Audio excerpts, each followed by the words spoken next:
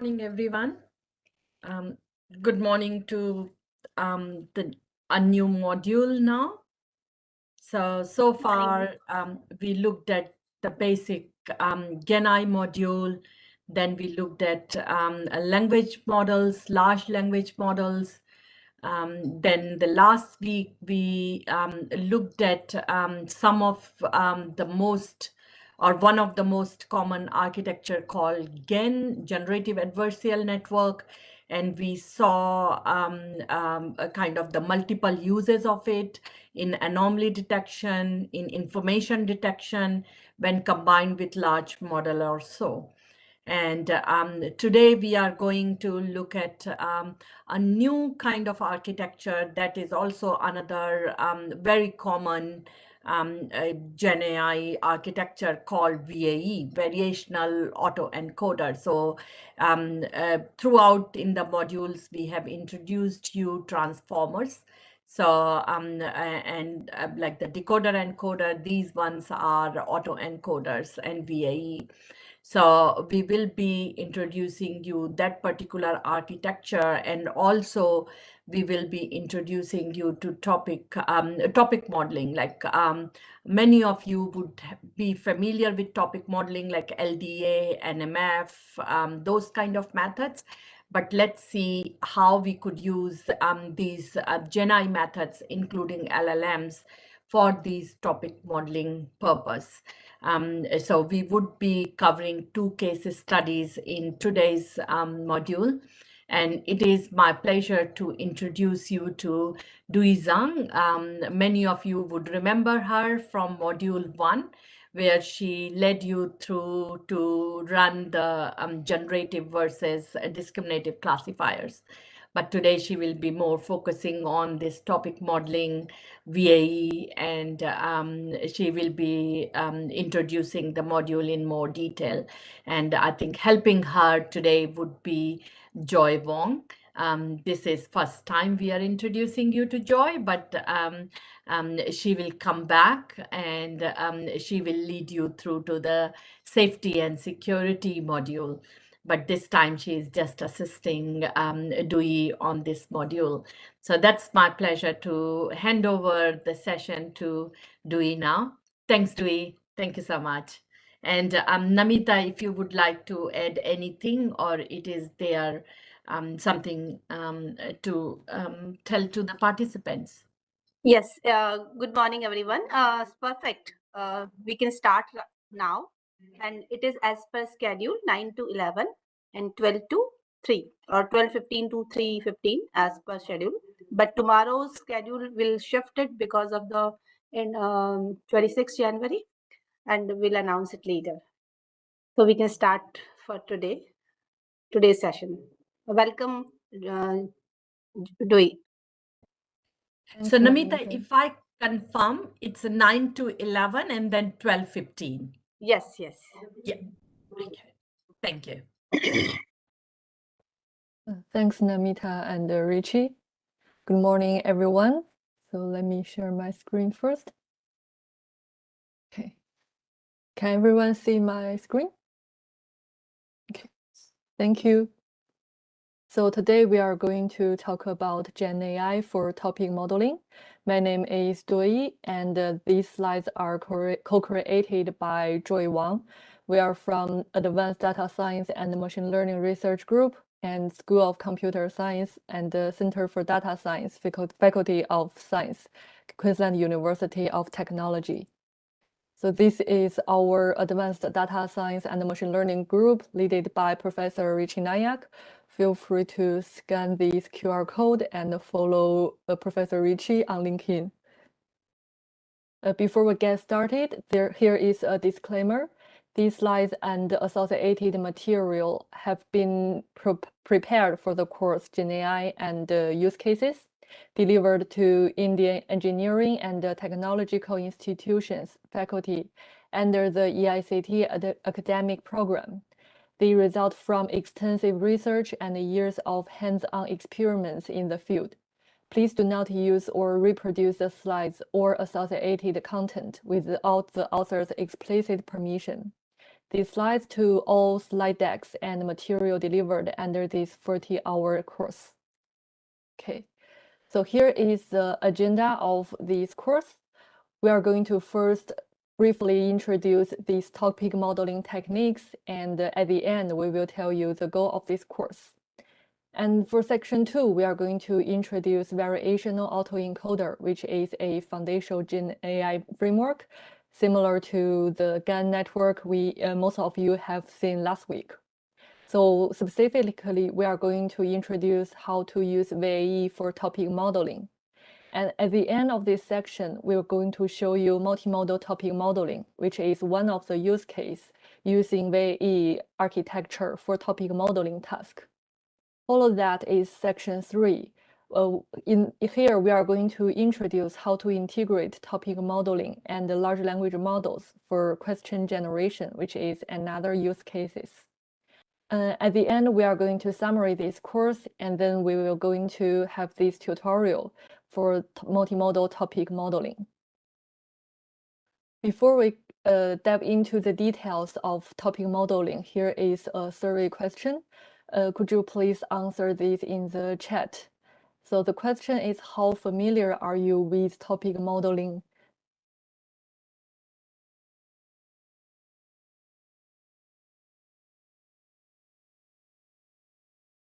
And so someone never heard of it? Don't worry, we are going to introduce it, like what is topic modeling and also the basic techniques. And someone have understood the basic concepts, which is good.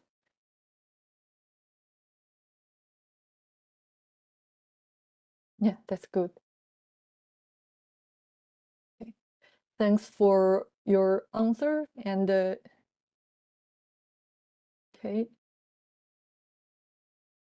Yeah.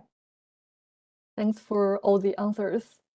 So the second survey question is about the topic. What is topic modeling? Is it a method to identify the sentiment of text? Is it about a statistical model to discover hidden themes in a large collection of documents? And or is a technique for translating text from one language to another? Okay, actually, so many of you have already answered this correctly. So the answer is B, a statistical model to discover hidden themes in large collection of documents. And I think here is another question. Which of the following techniques are you familiar with? Please select all that apply. Are you familiar with latent Dirichlet allocation, BERT topic, VAE, or GenAI for topic modeling?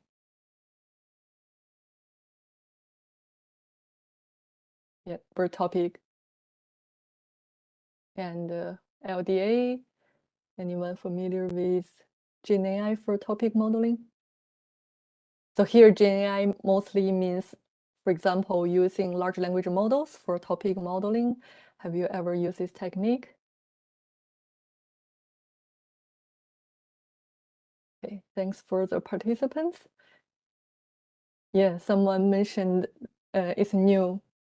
Okay, thanks for the participant. I think this is the last one. Have you ever worked with multimodal data, for example, the image and text data?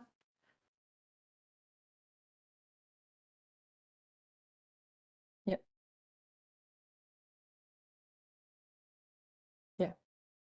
So we are going to introduce this concept of multimodal data and how to use it for topic modeling at the end of section 2.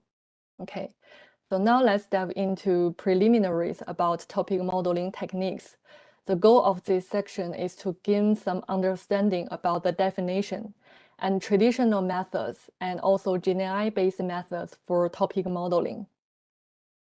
So before we introduce the topic modeling techniques, let's first have a look about document embedding.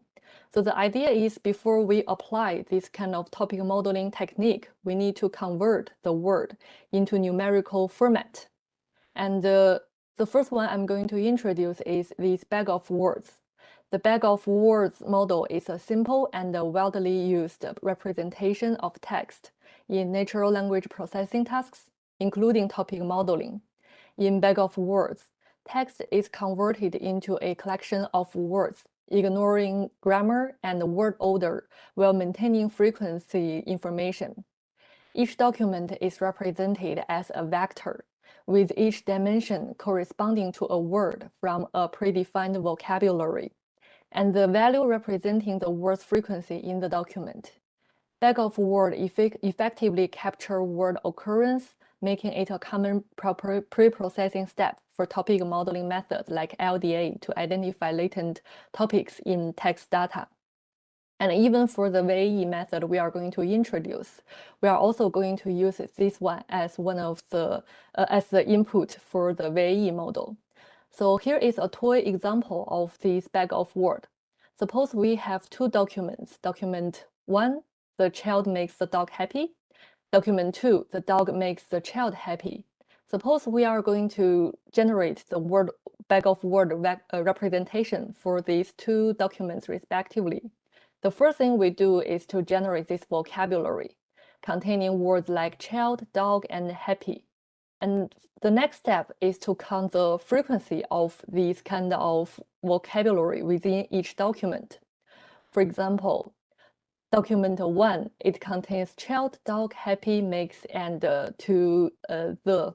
So it is represented as this one, which is a vector, and we are going to feed this one as input to the topic modeling model like LDA. And for document 2, interestingly, it has the same representation exactly as this document 1. So that's why we say it the bag of word embedding, ignoring all the grammar and also the word order. So basically, it ignores all the context information containing with each document. And because of this, the pre-trained language model becomes another way to embed each document into a numerical format. So here is an example of using BERT. I'm sure in session 2, Deepak has already introduced how to use BERT for classification, and the idea is quite similar. So document embedding with pre-trained language models such as BERT or its other family of BERTs provides a more sophisticated way to represent text than traditional methods like bag of words. Essentially, it can capture the semantic meaning, context, and relationships between those kind of words. Using techniques like transformer architecture, they can generate fixed-size vector representations for entire documents or sentence.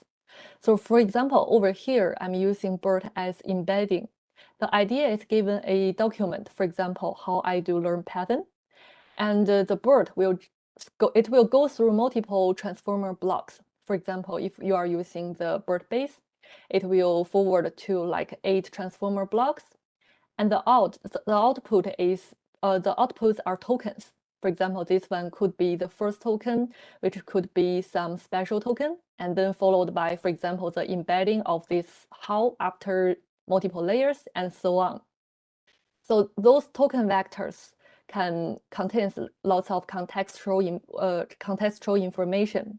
And because when we do the topic modeling, we are focusing on the document-based like representation. What we are normally going to do is to do some pooling layers. For example, the average pooling, or someone will use some special token to do that and generate a fixed sentence embedding. And an alternative way to do that is using this sentence BERT, which I'm not going to cover in this course. But in general, this sentence BERT can capture the dependency for longer documents. So as a result, those kind of embeddings can encode richer context information, making them highly effective for tasks like clustering, topic modeling, and also different kinds of classification tasks we have been through for session 2. Okay, so here is another quiz. What does the bag of words assumption imply in topic modeling? Is it the order of words important in text analysis, or words in a document are treated as independent of their order? Is the documents are grouped based on sentence structure, or the text is represented as continuous vectors? Okay, I already saw multiple correct answers. The answer is B. Words in document are treated as independent of their order. Okay, thanks for your participant. Okay, next we are going to have a look at these topic modeling techniques.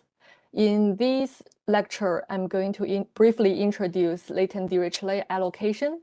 So LDA is also a generative method. However, it's less popular in this era of like Gen AI and also deep learning. But basically, LDA is one of the pioneer work for this topic modeling task. And for bird topic, it is a clustering-based method. So it's not a statistical method. When we refer to statistical method, often we assume some latent distribution behind it, and then conducted the topic modeling calculation and other process. But here, bird topic, as you may see later, is a clustering-based method. And so it's a very popular method in application, especially in industry, because they maintain this kind of library very good. And it's a good method for doing topic modeling, especially when you have millions of data. And next, I'm going to briefly introduce this VAE for topic modeling. And in section 2, we are going to focus on the details, like how does it work. Finally, I'm going to introduce these large language models for topic modeling, which looks like a very promising field in the future, but still need more contributions in this area. So here, let's have a look at what is topic modeling. So the purpose of topic modeling is uncover hidden semantic information structure in a collection of documents. So here, for the input, we are going to have a multiple documents. So not just one document, but a very large purpose. So our assumption is that each document consists of multiple topics, and each topic is a distribution over words. So note that when I mention this assumption, is more about statistical method for topic modeling. For the clustering-based method, it tends to ignore these kind of distributions. Instead, you will see in bird topic, it assigns a very deterministic value for each document. And for those kind of statistical topic modeling method, the goal is to learn two distributions. Distribution 1 is topic distribution given documents, which means our goal is to identify the topics for each document. And the second distribution is this words distribution given the topics, which means the probability of each word belonging to a specific topic. So this one, we focus on each document. Like, for example, for document 1, we have different kinds of topics. For example, computer science, machine learning, and so on. But for the second distribution over here, it more focuses on the words distribution given this corpus. For example, our goal is to identify 4 topics over here. Topic 1, it focused on earthquake, city, and so on. And another topic focused on warning, storm, and tropical. So these kind of topics, each of them, within each topic, the words tend to represent the same context information, but between those topics, they represent different kind of semantic information. And that's our ultimate goal of it. And as for the number of topic, it's usually a hyperparameter for most of the method. So we need to empirically find the optimal answer of it. So the previous definition may be still very abstract. Here is a toy example of topic modeling. Here we have 3 documents. So this is just a tool example. In reality, most of the topic modeling tasks will have much more documents, especially in the real world applications. So for document 1, we have the content like cats are wonderful pets, cats love to purr. And for document 2, it said dogs are loyal pets, dogs enjoy fetching. And finally, for the last document, we have pets bring happiness to people. And suppose we are going to do some topic modeling, we are going to use some topic modeling methods, say LDA or VAE. And the goal is to learn these 2 distributions. The first distribution aims to identify the topics for each document. So that's this one, distribution 1, topic distribution given documents. And for document 1, for example, we get the results like 90% of topic 1. So here we are going to do topic modeling with 2 topics. So this 2 is a hyperparameter that we defined prior to run this method. And for document 2, is 10% of topic 1 and 90% of topic 2. And for the last one, it has 50% of topic 1 and 50% of topic 2. So these 90-10, 10-90, and 50-50 are the distribution, the topic distribution given documents that we are mentioning over here. The second distribution is the word distribution for each topic. So now that we have defined 2 distributions, we want to know what kind of information it represented. So for most of the topic modeling task, the topic itself is a latent thing, which means we need to interpret it. And so this distribution here, like the word distribution given the topics, aims to review what's inside each topic. And for topic 1, it can be represented by this kind of cats, purr, pets, and also maybe wonderful. Topic 2 are about dogs, fetching, loyal, and also pets. So you may notice that if you sum up all the values over here is not equal to 1. So that is because usually we also build a vocabulary for the topic modeling methods, including all of the word given a corpus, which means multiple documents. And when we evaluating this, what's inside each topic, we tend to manually select, for example, the top 3 words with the highest frequency or the top 10 words to represent this topic.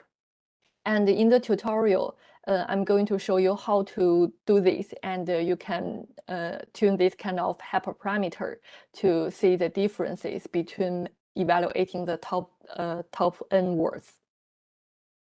So we have seen a tool example. Here is an example of application for topic modeling methods. This work is done by Joy Wang, who is she's here, and Dr. MD Abul Bashar. He delivered the GAN module last week, and Mahin, who is Joy's another supervisor, and also Professor Richie Nayak. So here, their goal is to exploring the topic models to discern cyber threats on Twitter. What happened, so just some background information. So I think it was 4 years ago, there is I think vulnerability called Log4j. I'm not sure if you ever heard about it. So from my understanding, it's a vulnerability for Java softwares. And their goal is to identify the influence of this kind of Log4j through the social media.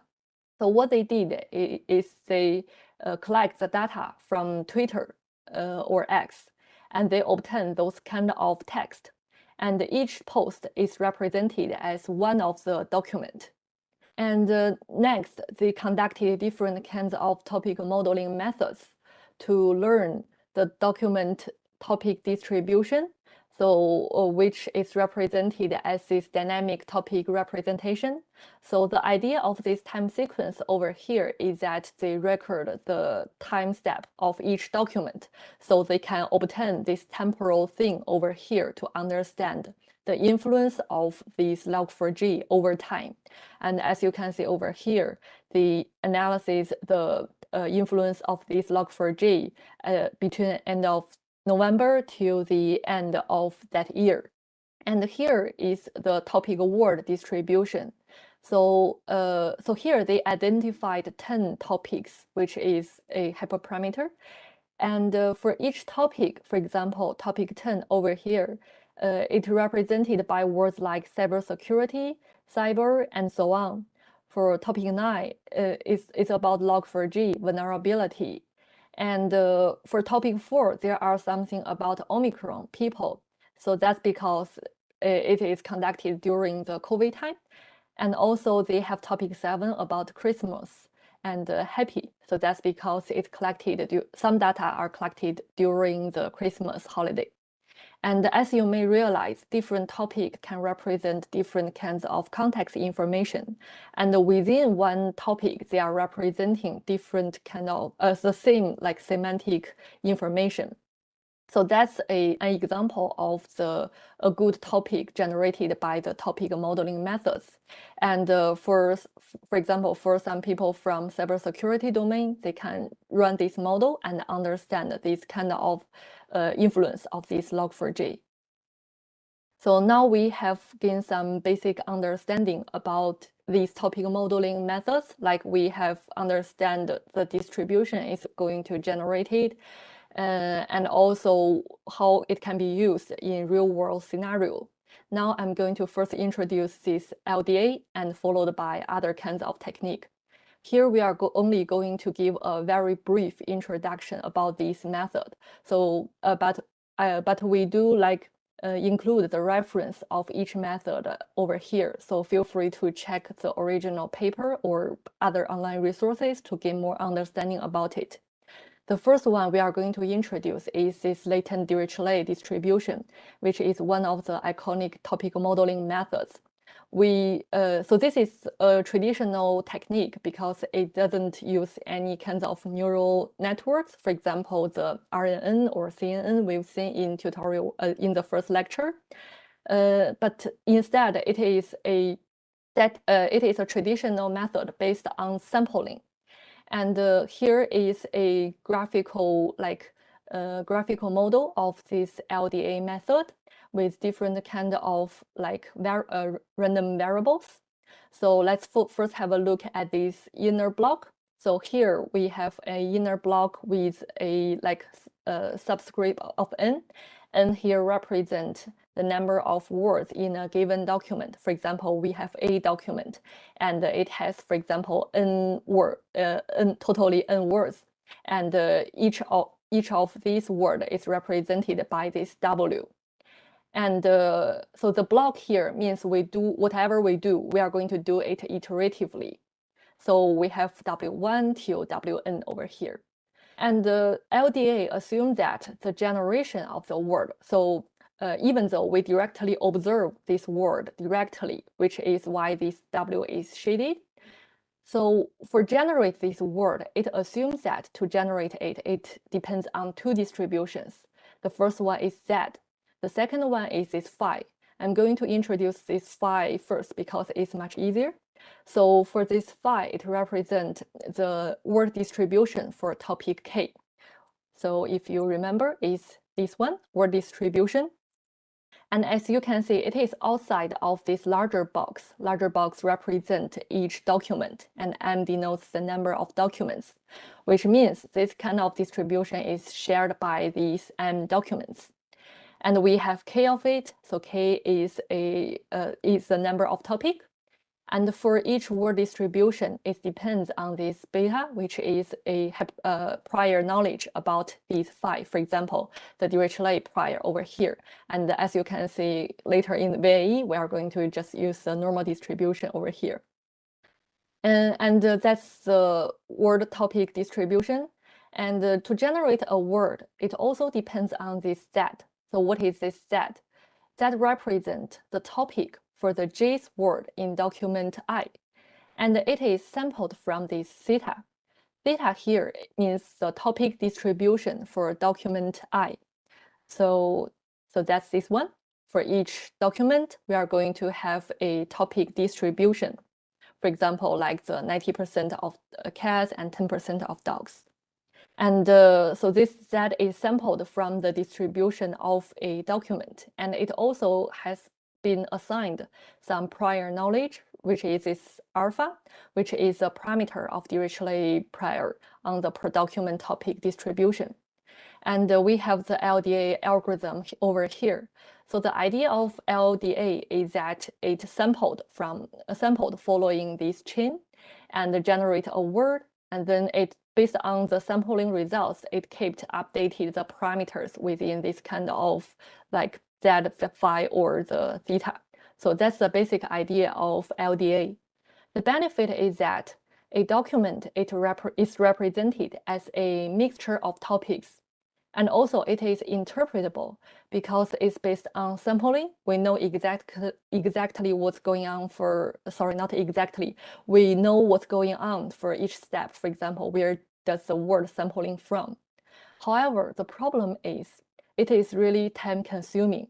So if you check this algorithm, you can see to generate this W, you have to, for each document and each word, you have to follow the prior steps. And also the inference time will be very long, and it is completely depends on the word frequency. So the input of, so as you realize, this word may depends on that bag of word embedding, and it ignores the context information, which means it's really hard to incorporate the latent, like the context representation generated by the pre-trained language model or large language model in this LDA because of the optimization process it's using. So the reason I'm introducing this LDA is because you will see for the recent VAE1 is basically very similar to this one. Okay, let's have a look at the second technique about BERT topic. So BERT topic is not a statistical method, it's more like a clustering-based method. The first step is going to do is to do the document embedding using some pre-trained language model. If I remember correctly, in the library, it's using sentence BERT, and now it's also available for using different kind of embeddings generated by large language model. For example, the ADA2 model provided by the OpenAI. And given those document embeddings, we are going to do the first thing we are going to do is to use UMAP for dimension reduction. That is because for document embedding, it's usually high dimensional. For example, the output of BERT-based model will be 768, and it's even higher for other large language model-based embedding methods. And usually we reduce the dimension to, for example, just 3 or 4. And then we conducted this HDB scan, which is a density-based clustering methods to do the clustering algorithm given this document embedding. And finally, given each cluster, another benefit of using HDB scan is that it can automatically decide how many clusters in these given documents. So we don't need to set the hyperparameter of number of topics, so which is very simple and always give you the answer. So that's why this method is really popular. Finally, given each cluster, it conducted a cluster-based TF-IDF algorithm. So TF-IDF has a similar idea of that bag of words. The difference is that it includes this consideration of inverse document frequency. So in that case, if a word appears multiple times for all the documents, maybe it is less important for this corpus. So things like that. So for each cluster, it conducted this TF-IDF and used the highest frequency of word as the topic word. So as you can see from this pipeline, because of doing the hard clustering algorithm, a document is assigned to a topic. It's no longer have this benefit of the distribution. So the benefit, to summarize, is that there's no need to choose number of topics due to the use of density-based methods. It is easy to be extended to LLM embedding or multimodal embeddings. However, a document is strictly assigned to one topic, and the density-based methods can generate a huge number of outliers. So that is because for HDB scan, I'm sure most of you have been familiar with it. So it tends to generate some outliers which not belonging to any of the clusters. And in that case, so this bird topic will not do anything about them, usually results in a waste of some of the documents. Recently, this bird topic has incorporated the ability of large language models such as GPT-4 to do some inference about the topic theme. So for example, usually given a topic, we are going to get a topic, a word distribution. For example, here we have immune system, your cells, things like that. But in application, so those kind of representations are, to someone, it's not that interpretable, because sometimes people just want a very certain idea of what does this topic represent. So for bird topic, it infers the topic word of each topic using large language model, and as a result, you will obtain this kind of, for example, the theme of this topic 1 is immune system, and then Earth, and so on. So later in our second use case, we are going to show you how do we leverage large language models with topic modeling methods, so it can generate a sentence rather than just this kind of word, which is more explainable. And feel free to check their GitHub page about bird topic methods. So they have lots of very cool functions like the multimodal topic modeling. And next, for the variational autoencoder for topic modeling. So for this VAE, it has two structures, like the encoder, which takes a bag of words as the input, and the latent space will generate some distributions of these kind of topics. And then it will use this decoder. It samples from something from this distribution and use decoder to reconstruct the bag of words, which is the input. So the purpose of encoder is to convert document representation into latent topics. In other words, the latent space represents the topic distribution. And the decoder aims to reconstruct the topic words from the latent topics to restrict the learning of these topics. And the benefit is that it can capture the nonlinearity due to the use of neural networks. So here usually the encoder and the decoder are formulated as the neural networks. For example, we simply use fully connected layers as the encoder and also decoder. And because of the use of these kind of neural networks, it's usually scalable compared with LDA, because we can always conduct stochastic gradient-based optimization instead of doing some optimization for each document. And it can utilize the context information. So the idea of it, you will find it also in the multimodal topic modeling section. So it can also incorporate other embeddings as restriction to the generation of this topic distribution. However, just similar as most of the neural networks and also GenAI-based methods, this results in less interpretable of the embedding. For example, we assume there is a latent representation in this space. So that's our assumption. So some people will argue this is not that explainable because with the deep learning, it's really hard to predict what's going on in this latent space.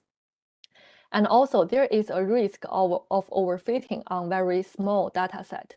So this idea, so that's actually, I think, the problem of some of the VAE methods.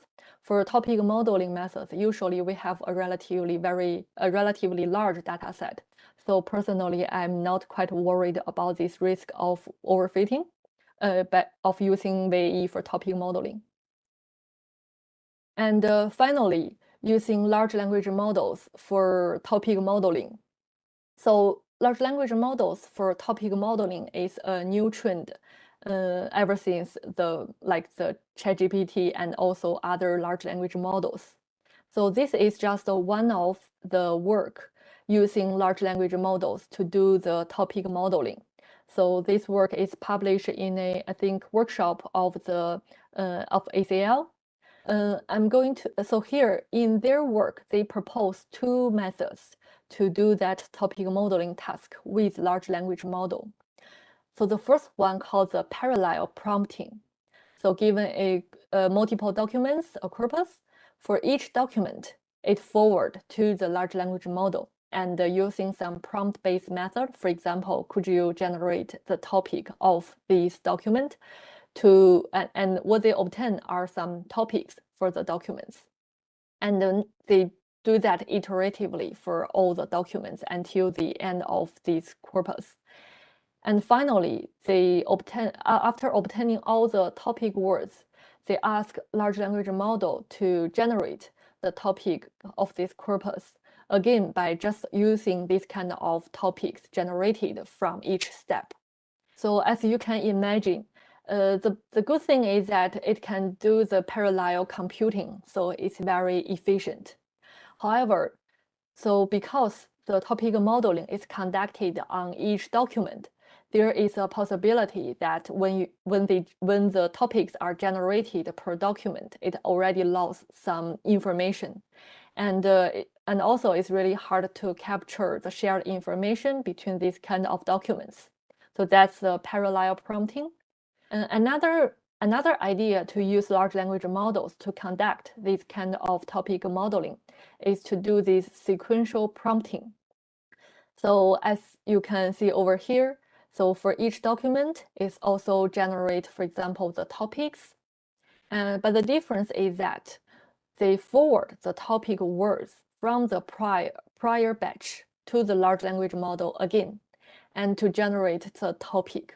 So in that case, the document generation is not only depends on the input documents, but also the topics from the prior batch, which ideally should be better. However, this will lose the efficiency of parallel computing. So in some real-world applications, this is using large language model. So we've seen it's very popular. So the idea is for some practitioners, they don't have to understand everything about these topic modeling methods. And another thing I think Joy may mention in the lecture next week is about the security, because for some company, for example, during my internship, installing this kind of per topic software, because it is like open sourced, has some risk, and usually. And if they leverage the ability of large language model, which already provided by most of the systems, this could be much easier and applicable. So to summarize, the benefits of doing this is that it is easy to be applied, especially on some cloud platform, and also it's mathematically simple, because you don't have to understand everything about those kind of distributions, like what is a word topic and so on. However, it may have a chance to lose of global views carried by the documents, which means the coverage of the topics may not be that optimal. For example, so that is important, because for topic modeling, our goal is to have a global understanding about the themes carried by those multiple documents. That's why we really care about this kind of coverage of topics.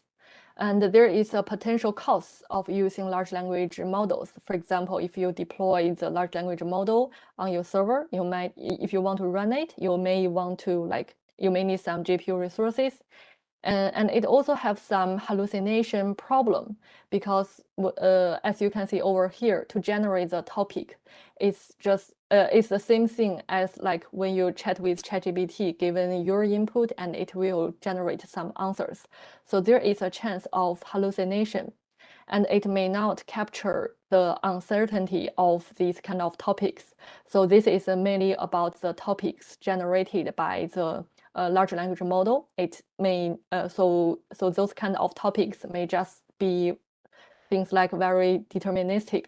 However, we think these large language models for topic modeling could be like the trend of the future about using this kind of large language models for topic modeling, given its benefits. So let's keep an eye on this and see how it's going in the future. Okay, so here is a quiz.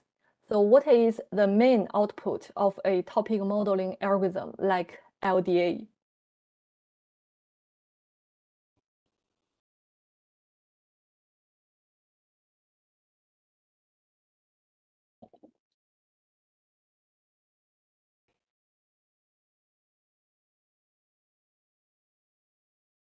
Yeah, I think most of you have answered these correctly.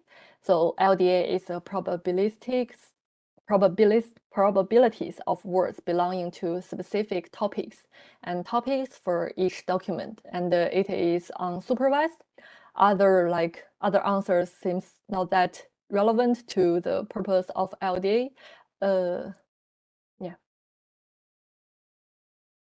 Okay. Another quiz over here. What are the main limitations of classical topic modeling methods like LDA?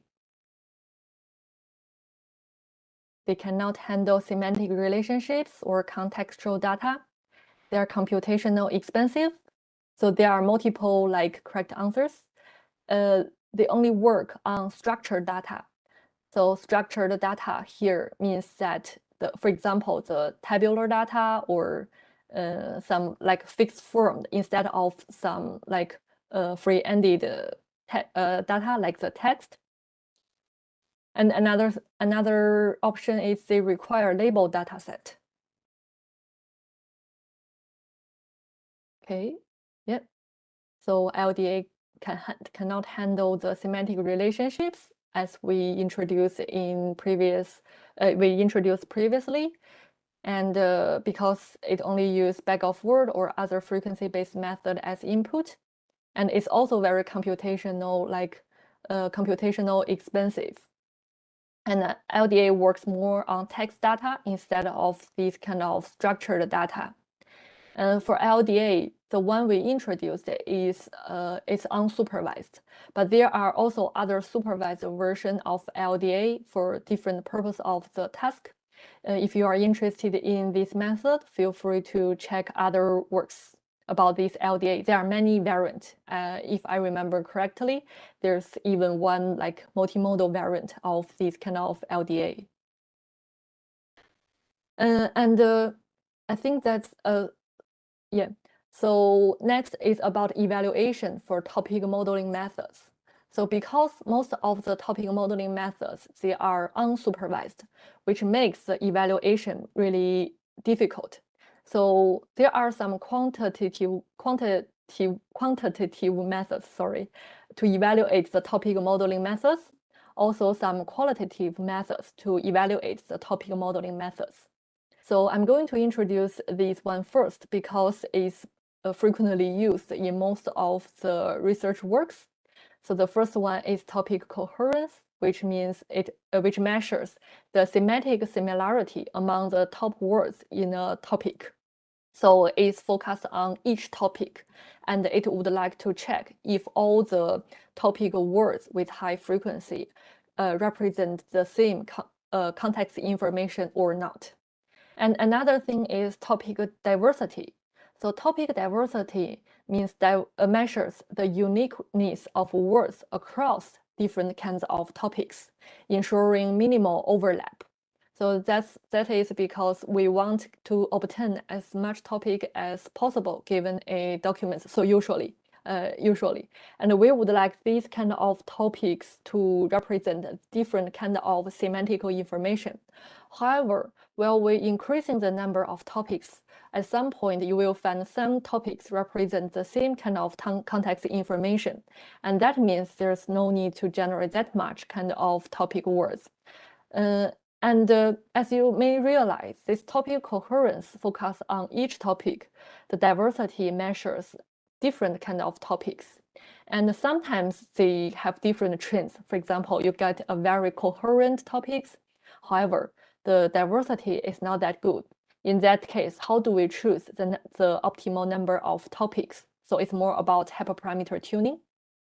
Usually we use this topic quality, which is the multiplication between these two, that balance between this coherence and also diversity. And another word you may see in literature is this probability. It measures how well a probabilistic model predicts unseen data. So it's also used in the generative task, as you will see in the second use case. Basically, it measures how likely to generate the next word. But in the topic modeling context, it has a similar meaning as the coherence, which measures within each topic how likely these words could be together. And another method that could be used to evaluate this quantitative method, the topic modeling quality, is to directly use the latent space generated by the topic modeling methods on some downstream task, for example, sentiment classification and so on. So that's the idea of quantitative measures. And another way to evaluate the results is through these qualitative measures. So for example, the topic words or word clouds, which we will include in the tutorial. Basically, we manually evaluate the most representative words for interpretability, and we can compare the semantic coherence across different kind of topics. So human evaluations means we invite some domain expert. For example, in the Log4j application, maybe we need someone with some domain knowledge about cybersecurity to evaluate if those topics represent different of context information. Otherwise, people, for example, like me, will think they are talking about all about cybersecurity instead of which ignores all the fine-grained information carried by each topic. And another way to do is the visualization, which means we use UMap or t-SNE to visualize the topic clusters in latent space generated by VAE or LDA. So here is another quiz. Which of the following is a challenge in topic modeling? So identifying the number of topics, lack of algorithms for large data sets, high memory usage of LDA, or converting text into numerical formats. So I think, yeah, so after this session, what do you think is the huge challenge in topic modeling? Someone thought it's identifying the number of topics. And yeah, I agree. Like identifying the topics is really hard, even though we have the previous evaluation matrix, because sometimes those automatic evaluation results may not match with some human evaluation. And I also noticed some people select the C, high memory usage of LDA. That's also possible, especially you have a very large document. Okay, thanks for your response. And here I'm going to introduce the goal of this course, and after that we can have a break. So the goal of this course is to understand the topic modeling, and now we have covered this part. And another thing is understanding how to use variation autoencoder, which is the focus of this series, because it's one of the foundation Gen AI model for topic modeling task. And another thing is understanding the concepts and the limitations of multimodal topic modeling.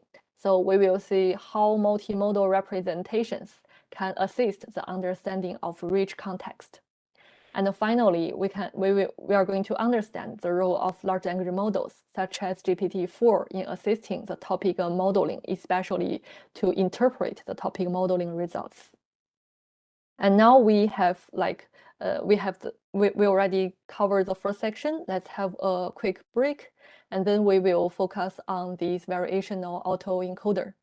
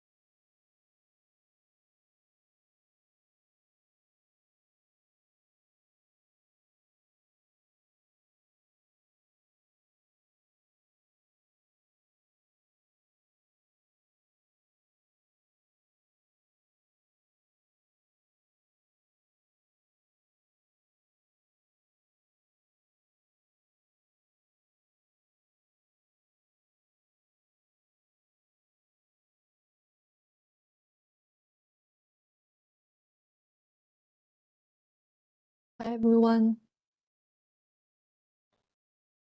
Welcome back from the break. We are going to introduce the second section about VAE, which is a foundation Gen AI framework. But before that, I'd like to hear from you. What do you think about the pace of this lecture? Do you find it comfortable, or you find it too fast or too slow? Could you please let me know in the chat?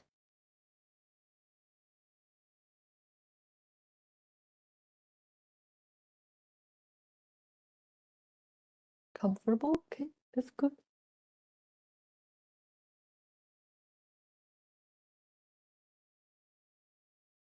Little fast? Okay.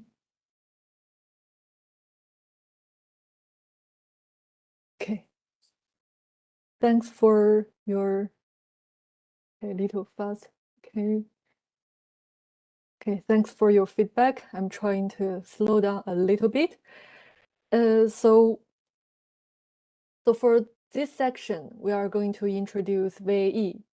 So VAE is a foundation Gen AI framework. It can be used not only in, for example, the topic modeling.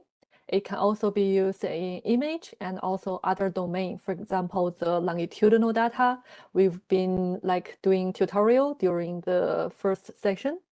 And the first thing we are going to do is to introduce the definition and also the structure of the VAE in terms of a very abstractive level. So how it can be used in different kind of scenario. And then we will focus specifically on VAE for topic modeling, like how we adjust VAE a little bit to adapt to the target of the topic modeling task. At the end of this section, we are going to discuss multimodal topic modeling.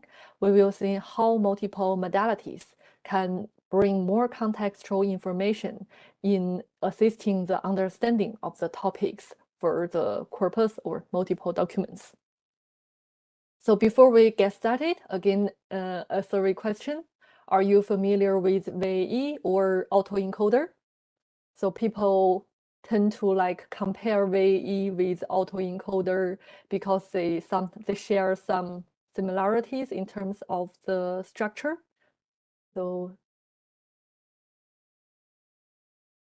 yeah, glad to hear some people familiar with both and also familiar with autoencoder only, and some people may not familiar with either. Okay. Thanks for your answers. So our focus will be the variational autoencoder, but just a quick recap of what is autoencoder. For those who are familiar with autoencoder, hopefully this part can help you to adapt to the variational autoencoder part. They are not that dissimilar in terms of the forward pass and optimization. Just some the mathematical understanding about these two. So for the autoencoder, most of you have been familiar with. It has an encoder-decoder architecture. For encoder, it takes high-dimensional data, for example, image embedding from some, for example, vision transformer, or text embedding, for example. We can use BERT embeddings and other kinds of embeddings, which are high-dimensional data. And the output of this encoder part is low-dimensional latent representation, or sometimes people refer it as a bottleneck, which basically means the encoder can compress the high-dimensional data to some lower-dimensional space. And the encoder part can be represented with this function. So I put a function over here for better understand the decoder part, so the symbol can be more consistent. So suppose H represents the latent vector, and the X here is the input. So it could be image for some image classification task, or X could be text, depends on your target task. And this encoder is represented as this function, function S. So and for the decoder part, it takes the latent representation from input, which is this H over here as the input. And the output is a reconstructed format of the original input X. And because the reconstructed data is highly likely different from the original input, we use this X hat to represent the reconstructed data. And the decoder can be like represented in this form. So X hat equal to GH. So G here represents the function represented by this decoder. So usually we use neural networks to construct this encoder, which means the parameters within this S, and also for decoder, which means the parameters within this G. And the latent space H forces the network to learn a comprised representation, because without this decoder, whatever you can learn basically anything without any supervision. For example, for some tasks like noise, like denoising, we don't have some ground truth. So sometimes we use this kind of reconstruction to get the learning. Without this decoder, this latent space could be anything. And that's why it says the latent space H here is to force the network to recover the original format, to make sure the latent space can represent some essential manifold information about the data. So for this optimization process of autoencoder, it is so for the base model it is guided by this reconstruction loss. So the reconstruction loss measures how well the decoder reconstructs the input from the latent representation. Some common loss functions are mean square error for continuous data. So we calculate the differences between input and output. And for some discrete data, we use the cross entropy loss, which is more soft to to check the difference of the distribution between this X and the X hat. The goal is to minimize the reconstruction loss to ensure that X hat is approximately or equal to this X, so as close to this as possible. Sorry. Oh, sorry. And now let's have a look at this VAE, variational autoencoder. So variational autoencoders are generative models widely used in machine learning to uncover latent structures in data and generate new data variants based on the patterns learned from the input. In the context of text, VAEs are particularly valuable for tasks like topic modeling, which is the theme of this lecture, where they discover hidden topics by learning a smooth and interpretable latent space that captures the semantic structure of the documents. Beyond generative capabilities, VAE can perform tasks common to traditional autoencoders, such as denoising data and dimension reduction, making them versatile for various applications. So in terms of application, the major difference between these VAE and VAE is this generative capability. We will see why it has a generative capability later. And aside from that, both of them can be used in denoising data or dimension reduction. So the aim of both tasks is to, for example, understanding the manifold of the data and generate, understanding the manifold of the data. So the VAE, to define VAE, it is a probabilistic generative model that learns latent representation of input data. So here, the input, for example, in topic modeling could be bag of words, and we forward it to a encoder. Sorry, it should appear some text over here. Otherwise, it's a little bit confusing. So it's like this. The input is the upper part, and output, which is a reconstructed one, it should be the lower part. So it forward bag of words to the encoder and generate this kind of latent distribution instead of just a vector. And examples from this distribution to reconstruct through a decoder of this bag of words. So as you can notice, because of this sampling process, whatever you got from over here from the output will be slightly different from the input, because here you add some randomness or uncertainty within the latent space, which can prevent you from like recovering the exact same thing as the input. The key characteristics of VAE are combines graphical models and deep learning, allows the optimization with stochastic gradient descent. So the graphical model here, so for example, the LDA we've seen in the previous section is one of the graphical model. So here, for example, for topic modeling, it modeled a latent space, for example, Z, which is a distribution. And so from these topics, it assumes that we can generate the original bag of words, which is this decoder part. So we can sample from the topic and recover the original bag of words of the documents. The benefit of this VAE is that it's not sampling from nothing.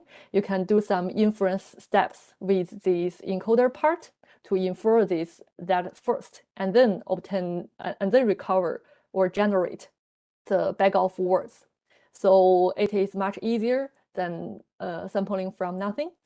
And it allows the optimization with SGD. That is because we have this encoder part and also the decoder part, which are formed in the which adapts to the neural network formats. So we can always process batch of documents instead of processing everything all together, or we have to process them one by one.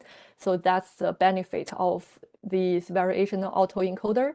However, it has some challenges which should use some reparameterization trick to deal with, and we will introduce later on. So here is the structure of VAE.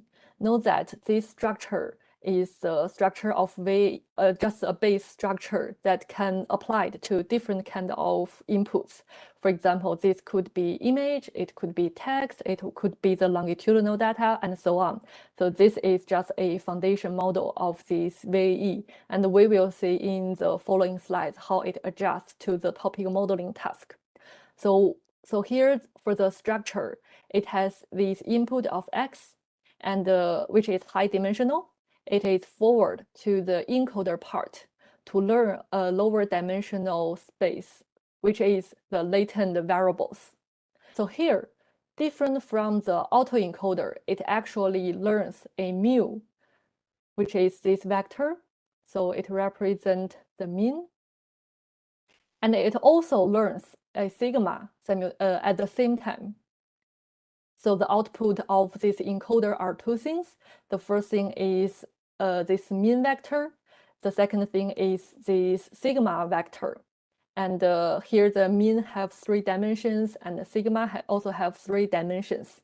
And the next thing it did is it combines this mu and sigma to a vector through some sampling techniques, which I will introduce in the next slides. So that thing is sampled from a distribution, for example, with the mean of mu and also sigma, and both of them are high dimensional. For example, the one is sampled from a normal distribution with mean of mu1 and variance of sigma1, things like that. And once we obtain this vector, we can use the decoder part to recover or to reconstruct the original input, which is this x hat. So some important idea over here is that x represents as input, x hat is the output, which is a reconstruction of the input, and the encoder decoders are formatted using neural networks. And the mu represents the mean, sigma represents the variance, and the r, what is r, we will see in the next slide. And that is a vector sampled from this kind of distribution with mean and sigma. Okay, and the next thing is, so we have a latent variable Yeah, so we assume the normal distribution over here just for the simplicity. In reality, depends on your domain.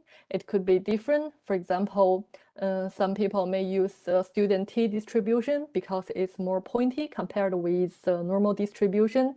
But usually in topic modeling of VAE, we assume this normal distribution so it can adapt to a variance kind of like scenarios. So as you can see, for the forward path, we have X, we have encoder, we have these random variables and decoder. So the problem is this random variable. So the problem is that with this random variable, when we calculate the loss, when we calculate the gradients from the loss, this will forbid us to obtaining a deterministic gradient value. Instead, it can bring some randomness to the backward path, which is troublesome because for the optimization process, we prefer it to be precise usually. And so how do we do that? So for this variational autoencoder, they introduce a new concept of this reparameterization trick. So the idea is instead of introduce the randomness to the forward path, it separates the randomness to another variable, which is this R. So here, as you may notice, this R is not generated from encoder or decoder. It is sampled from some standard normal distribution. For example, R1 sampled from this normal distribution, R2 again sampled from here, and the sampling usually are independent for these kind of different dimensions. So in that case, instead of bring the randomness here in the forward path, we actually separate the randomness from the backward calculation. And this Z can be represented as this one. So instead of sampling this directly from a distribution with mu and this sigma, we use this reparameterization trick. And this Z is represented as this mu plus sigma times the randomness, and remove it from the gradient calculation. If you are interested to learn more about this reparameterization trick, we highly suggest you to check this paper, which is done by the original author of this variational autoencoder. So for this reparameterization trick, the problem is that when you're sampling from the latent space during training, it can introduce the stochasticity or the randomness, which blocks the gradient flow in back propagation. So the problem lies in the optimization process. And the sample Z directly from the latent space, or some people refer it as the posterior, is like this, that makes that stochastic and non-differentiable with respect to this mu and also this sigma. Instead, for the reparameterization trick, it rewrites that as a deterministic function of this mu and the sigma, and a noise variable, sorry, it should be R over here. So we have this Z equal mu x plus sigma x times this R, and R is something we already sampled from this standard normal distribution. Now, that is differentiable with respect to mu and the sigma. Well, sorry, it's always, so it should be R to consist with the previous framework to handle the randomness. Okay. So now we have understand the basic ideas about this framework or structure of this variational autoencoder for topic model of autoencoder. Now let's have a look. Someone mentioned, could you please explain R? So R is something we sampled from the standard normal distribution. So it will not affect, for example, the optimization about the encoder and the decoder, because the generation of this R is not depend on any part of this network. So regardless the change of the parameters with encoder decoder, it will always be there and sampled from here. So to use variational autoencoder for topic modeling, there are lots of variations. And the one we are going to introduce called Prod LDA, and this is the original paper of it. So the idea of this Prod LDA is not that complex once you understand the idea of this variational autoencoder. So for the input, it is a bag of word representation, which represent the word distribution of a document. And we forward it to an encoder, which is constructed by the neural networks. And we learn the mu sigma and the difference between the topic modeling method and the foundation VAE method is that for this latent space, we use it to represent. We assume that the latent space are the topics. For example, over in this example, we have 3 dimensions for mu and sigma. Each of the dimension correspond with one latent topic. For example, the first topic can be represented by a distribution with mu1 and sigma1. And the second could be mu2 and sigma2, and so on. And in this example, we generate 3 topics with this VAE method. So the latent space means represent the topics instead of anything other things for the foundation VAE method. So what we are going to do is that we sample a distribution for this document from its topic distribution. And then we use this topic, like we use this topic to recover the original input of this X hat through the decoder. And as for this decoder, it has some different meanings from the original decoder. So this decoder, the parameters of this decoder represent the word document distribution. So if you remember this, because it's a huge, sorry, I have to go back, because so when we introduce this word distribution, so as you may remember, this kind of topic word distribution is shared by the whole corpus or all the documents within this data set. So it's more like a global thing. And that's why. And this decoder part over here, the parameters represent the word document distribution, and we can have some hands-on experiments later on in the tutorial section. And for the R here is still the randomness, the standard, which sampled from some standard normal distribution, and that is a topic distribution sampled from this latent distribution. So to summarize, so this latent space given a document X, the latent space over here represent the document topic distribution of this X. And the decoder part over here is parameter represent the word topic distribution for all those kind of documents.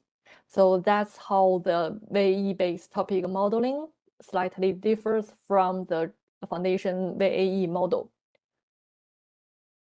And here we plot some figures to help you understand of these 2 distributions. And keep in mind that this is just for the demonstration only. There is no real relationships between these 2 figures. So here, suppose that for one document, our latent space could be something look like this. We have this blue curve, which is topic 1, and we have this yellow curve, which is topic 2. And we also have this topic 3, which overlaps with this topic 1 and topic 2. So the joint representation of these topics can be represented by this Gaussian mixture multimodal normal distribution. So here we assume that each distribution follows a Gaussian distribution. And that's for one document, how the topic distribution look like. So that's our latent space with that mu and the sigma thing. And for the decoder part, it first samples something from here, from this, like the red curve, for example, sample from here. And the sampled representation is this Z. And for this Z, it regenerated the original bag of word distribution, which could be something look like this. So this could be a bag of word distribution, represent different frequencies of word given a document and also a vocabulary dictionary. So if you learn this kind of VAE from other from other sources, some of them will also like write something very similar to this. But just keep in mind, you need to understand completely what does their figure, what's the meaning of their figure. So here we create some example in terms of how the topic distribution and the reconstructed document distribution look like, just to assist the understanding. So if you check other resources, they may refer to different kind of things. So just be careful about this. And again, there is no direct relationship between these two figures. We just want to show you an example of this kind of distribution. Okay, so now that we learn how to use VAE for topic modeling, the question is, what are the benefits of using this VAE for topic modeling methods? So here I only summarize two benefits. So the first one is the randomness in the latent space. So that's in terms of the structure. The benefit in terms of topic modeling is that we model this kind of distribution for each topic. It can assist the capture of uncertainty in topic assignments, reflecting the natural ambiguity of words belonging to multiple topics. An example would be that the toy example we seen at the beginning of this lecture. So for example, pet could be similar to cat or similar to dog.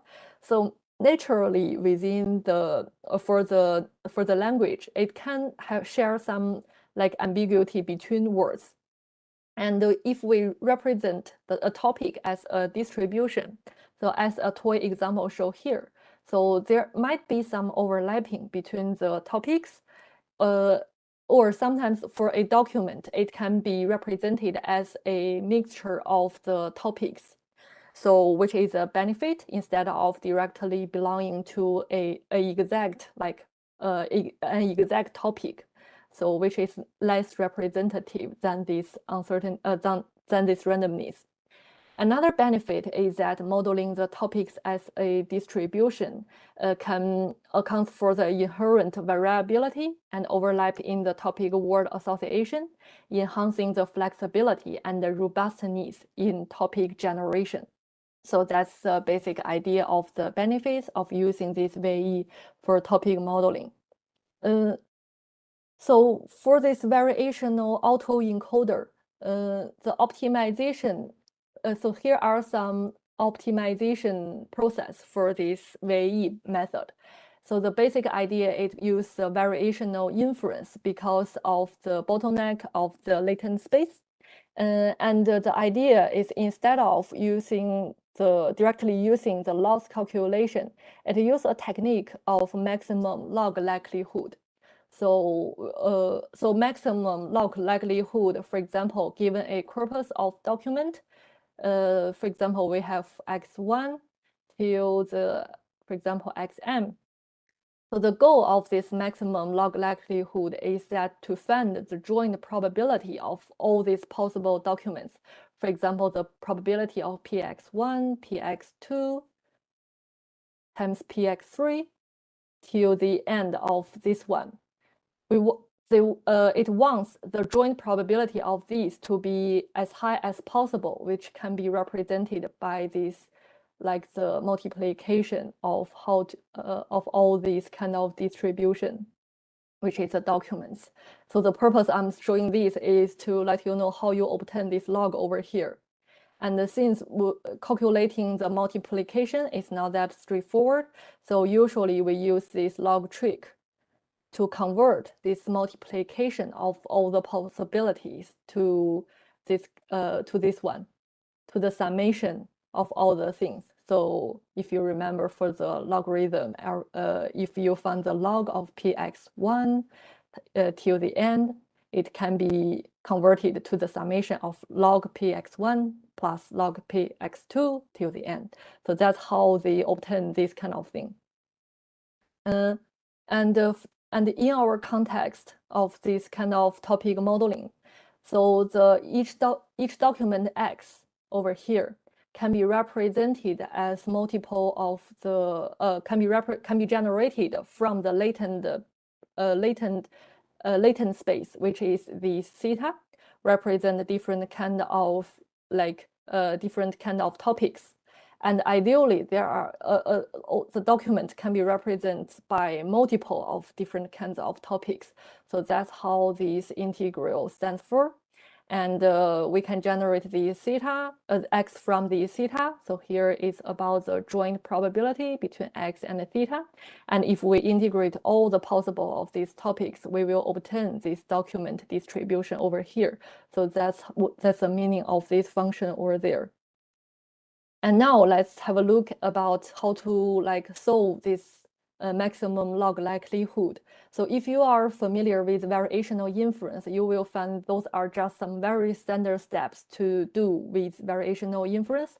And don't worry about all these derivatives in our application, which you will see in this kind of the tutorial. It's quite easy. It's not that complex to do that. So the idea in general is that we introduce this Q theta given X, which is variation, which is amortized variational distribution. It's just a tool to assist us to obtain the lower bound of this log P of X. And here they use this Q trick again, and also this part is using some the Bayesian rule to generate this kind of formula. So if we have a close look at this result, so the first part, the second part, most of you may familiar with, is the KL divergence between this variational distribution, which is our assumption towards the latent space. How does the topic look like? For example, it should follow the Dirichlet distribution, or in most of the VAE case, it follows the normal distribution. And the value of this part is highly decided by the assumption and also the real world distribution of this P theta given X. So it looks like it may need some domain knowledge, and this part we cannot do too much about it.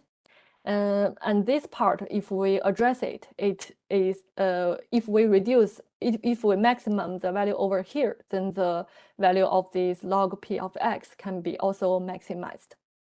So that's how we obtain the lower bound.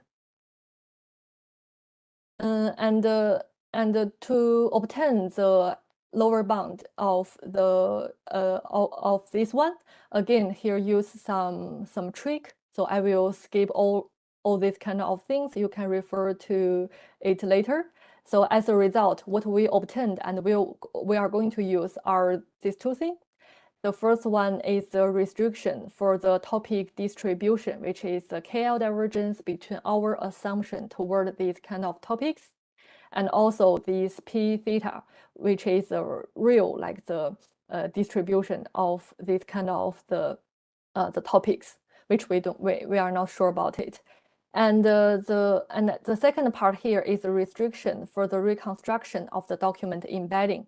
So as you can see over here, is just the probability of the generated document. It should be something like x hat. And this theta is sampled from this latent space, which we constructed. So that's the thing we are going to use in the optimization process. Okay. So now we have introduced VAE and also VAE for topic modeling. Here is a small quiz.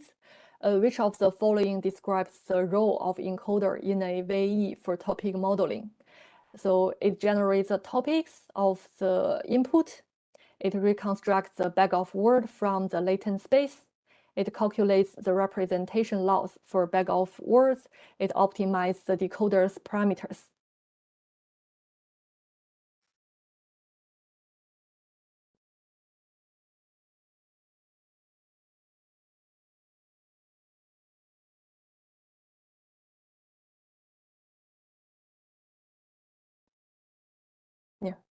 So most of you have answered this question correctly. It generates the topics of the input for the encoder. And the rest of this session, I'm going to introduce these multimodal topic modeling methods. Okay, thanks for all your response for the quiz. So for this multimodal topic modeling, I'm going to introduce the motivation, challenges, and also the framework we propose for this multimodal topic modeling task. So for this work, we presented this work. So this work is accepted and presented in PAKDD 2023. And the title of this work is Enhanced Topic Modeling with Multimodal Representation Learning. And the authors include me, Joy Bashar, and also Professor Richie Nayak. So if you found this multimodal topic modeling thing is useful, please set our paper. So I put this reference over here, and this is an abstract of the paper. So basically, we propose a framework called JDF-NTM to address the challenges and for the multimodal topic modeling method, which I will introduce next.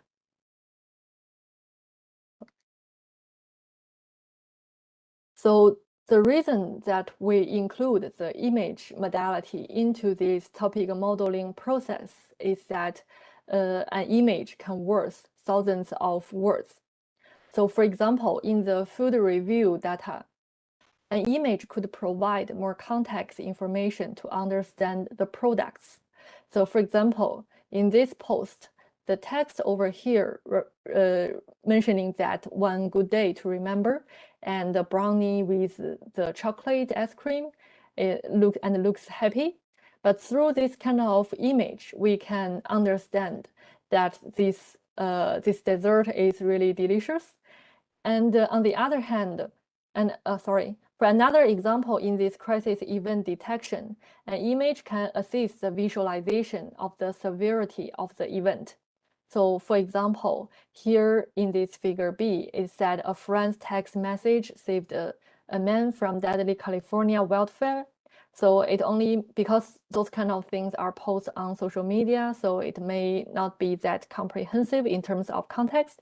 But through this kind of the image, we can understand that how severe it is for the California wildfire.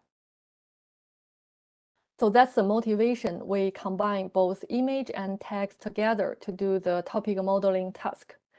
However, doing topic modeling with multiple modalities is not that easy due to this challenge of mismatch between the modalities.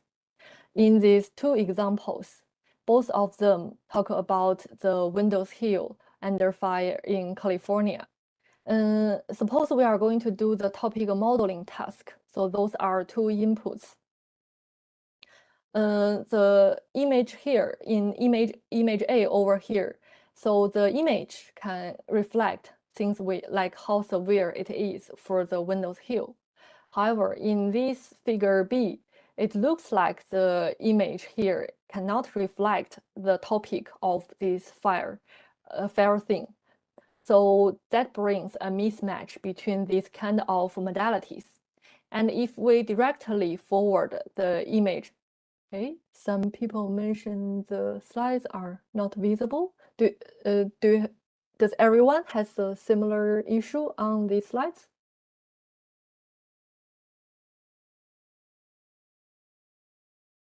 Okay.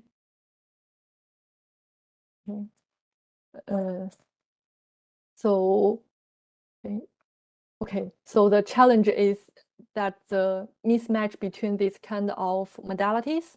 So thank you. Thank you for confirming this. And the Windows, so here, if we forward the multimodal input as this into the topic modeling methods, so the image and the text represent different kind of context. For example, the text is about a crisis event, but the image over here is not about the crisis event, which represent a different kind of topic. So it could be like, it could prevent us from learning some useful or effectively utilizing the context information carried by this kind of multimodal inputs. So that's the reason why we propose this GDF NTM framework for topic modeling methods. So this is an overview of our topic modeling framework. So as you may realize, it also uses this kind of variational autoencoder structure. The difference is that for the input part, our input includes this kind of image and also this text, and also this T superscript B represent the bag of words embedding.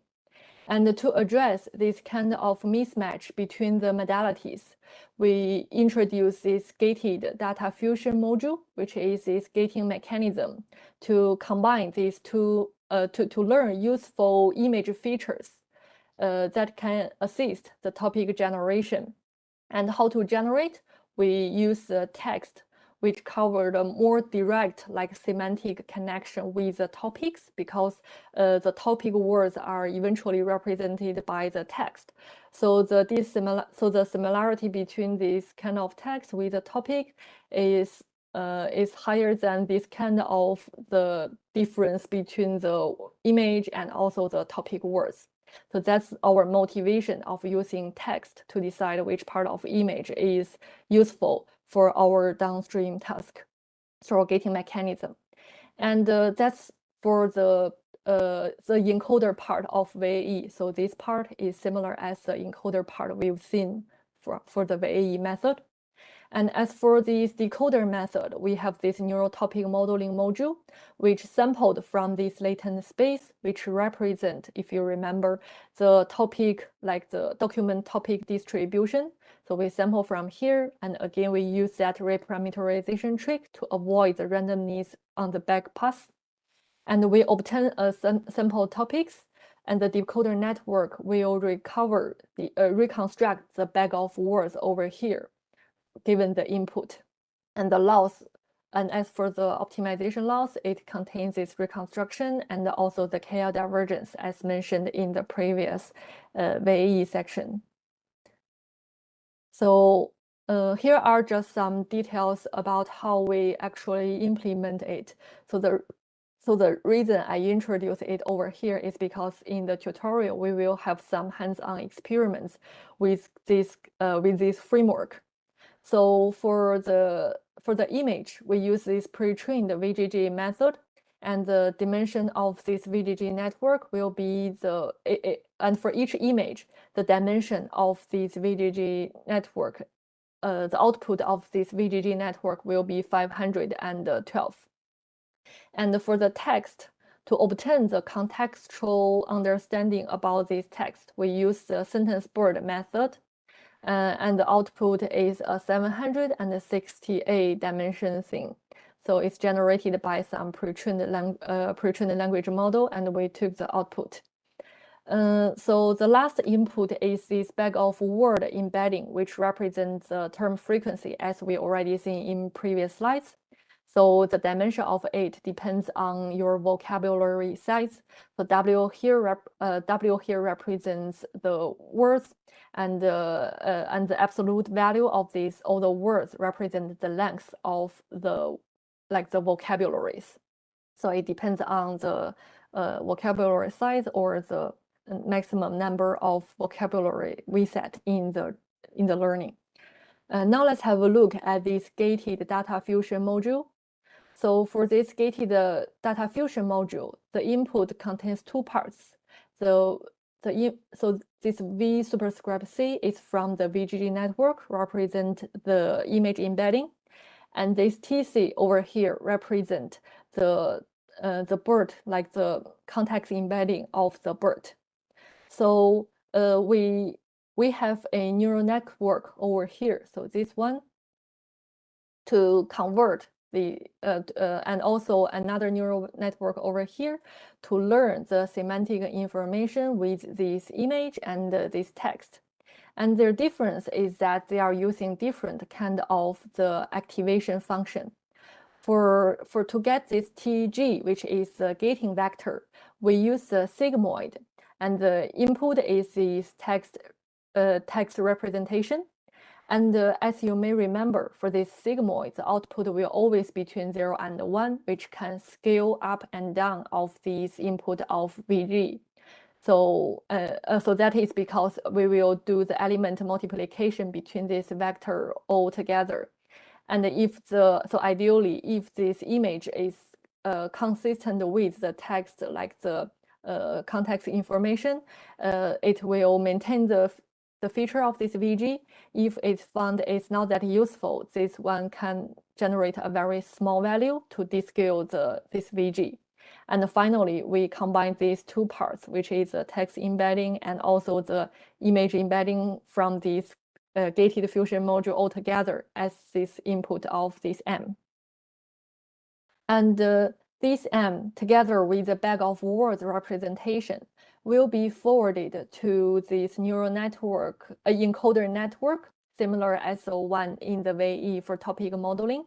And also we learn a mu and also a sigma and do the reconstruction thing.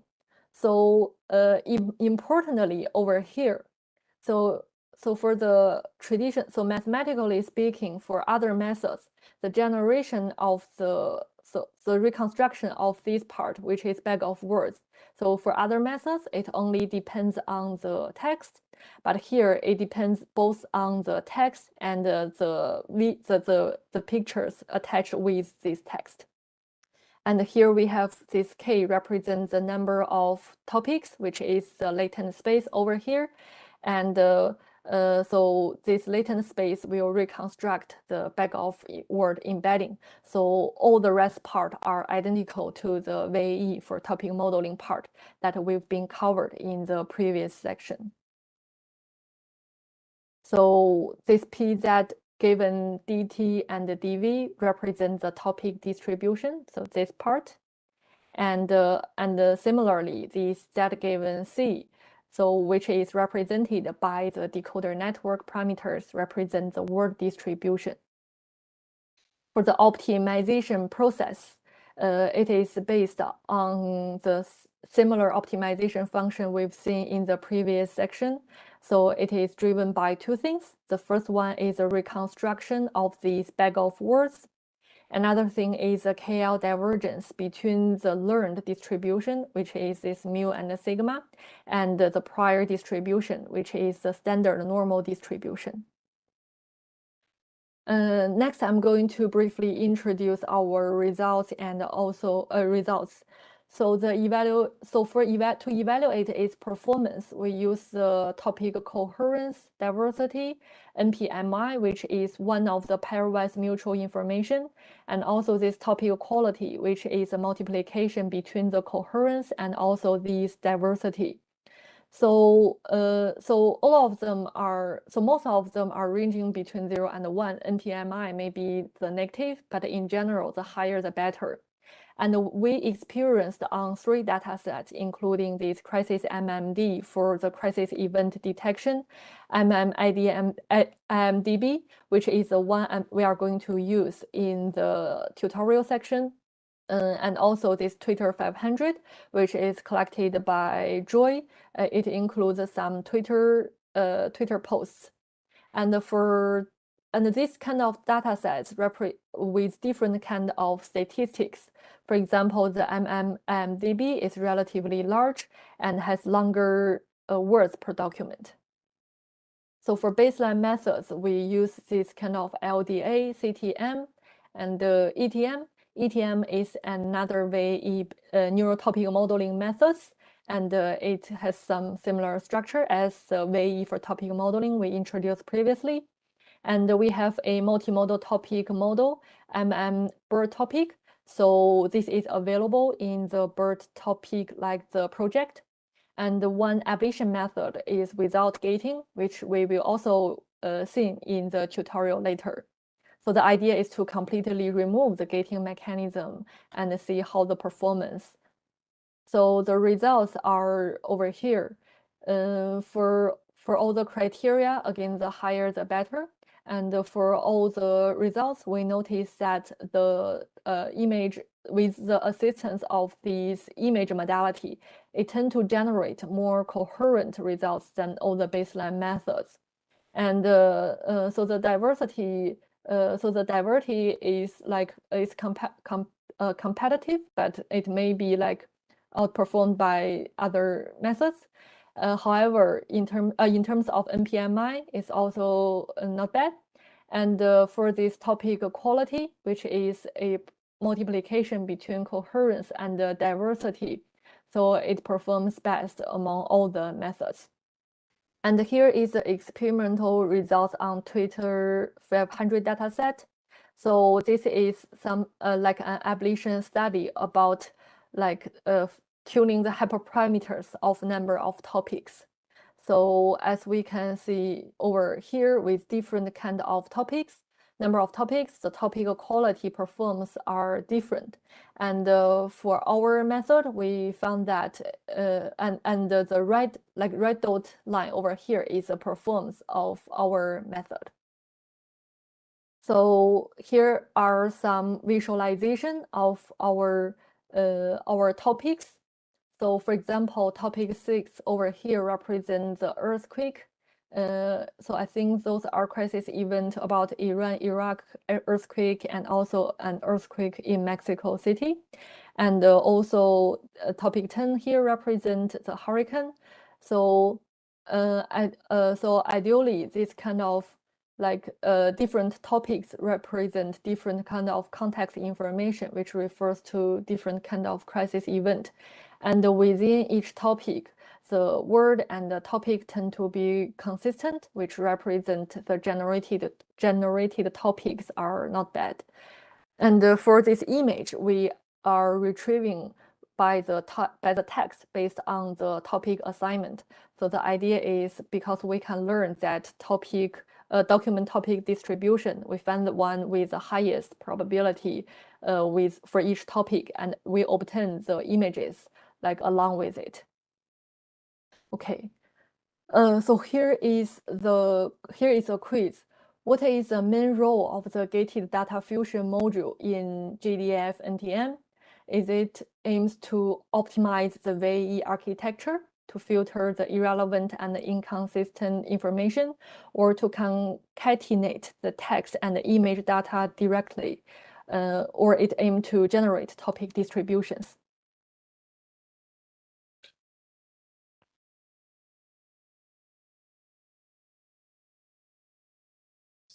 Okay. Okay, thanks for your response. So the correct answer is B. Here, the aim of this gating mechanism is to filter the irrelevant and inconsistent information from the image modality. So, okay, so I think we only have 3 minutes left for the morning session. Should I just stop here and include this part in the afternoon session? What do you think, Richie and Namita? Yes, Dewey, I think it would be appropriate to take a break and then continue in the next session. Thank you. So let's take a break now. This is your around 11 a.m. Yes. So let's meet at 12:15, about 1 hour, 15 minutes time. Namita, do we want to make any changes or? No, it's okay. 12:15 will start, and at 3 I request to close it for today. So we'll conduct the quiz. Yep, we'll conclude before 3. So Yes. then you can start the quiz. Yeah. Thanks, Namita. So for participants, the quiz is for 30 minutes. You can start from 3 p.m. onwards, IST, 3 p.m. and we'll continue till 4. Till 4 you can access, but it is for 30 minutes only. If you start at 3:15, it will be closed by 3:45. If you start at 3:30, we'll close it by 4. At 4, it will be closed for everyone. I hope it's understood. Thank you very much. Thank you, Richie. We'll be Thanks, meeting Namita. again. Yeah. Thanks, Dewey. Yeah, we'll Thanks, see you everyone. all in about 1 hour 15 minutes time. Stay Yes, tuned. yes. Thank you. Thank you.